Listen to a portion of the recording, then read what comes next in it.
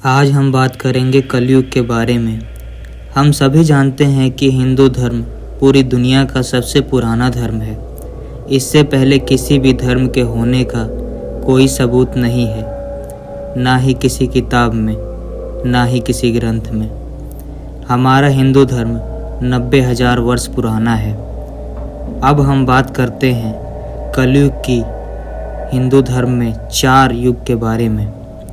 पहला है सतयुग, दूसरा है त्रेता युग, तीसरा है द्वापर युग और चौथा आखिरी कलयुग। सतयुग की एज 17,28,000 वर्ष है। त्रेता युग की एज 12,96,000 वर्ष है और द्वापर युग की एज 8,64,000 वर्ष है। और फिर आता है कलयुग, जिसकी टोटल एज है 4,32,000 वर्ष। भगवान राम का समय त्रेता युग का था, जिसमें उन्होंने हमें पुरुषोत्तम श्री राम होने के बारे में सिखा कर गए। और जब कृष्ण आए, उनका समय द्वापर युग का था, जब उन्होंने जन्म लिया था। और अब जो चल रहा है, जिसमें हम जी रहे हैं, वो है कलयुग। विद्वानों के हिसाब से अभी 4,32,000 कलयुग में अभी हम कुछ ही टाइम बिता रहे हैं।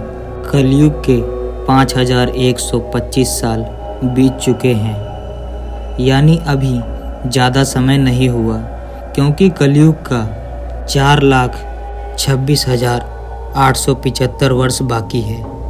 और एक बात ये है कि जिस समय में हम जी रहे हैं, वो कलयुग का पहला चरण है। और कलयुग में बताया गया है कि कलयुग में धर्म खत्म होने लगेंगे और हर कोई अपने काम करने के लिए बुराई का सहारा लेगा। अपने कल्चर को खुद खराब करने लगेंगे लोग। कहते हैं कि अच्छे कर्म करने वालों को भगवान की तरह समझेंगे लोग। महर्षि वेदव्यास जी ने महाभारत में कलयुग के बारे में कहा कि कलयुग में आश्रम नहीं होंगे और ना ही वेदों का कोई पालन करेगा। महर्षि वेदव्यास जी ने ये भी कहा कि कोई भी लोग शादी करने के लिए गोत्र, जात और धर्म नहीं मानेंगे। वो कहते हैं कि स्कूल, कॉलेज जैसे शिक्षा स्थान पर स्टूडेंट अपने टीचर की इज्जत नहीं करेंगे। और जैसे जैसे कलयुग का समय बीतता जाएगा, घोर कलयुग बढ़ता जाएगा। और फिर आएगा समय इस युग के भगवान का समय, यानी विष्णु जी के अवतार कल्कि का।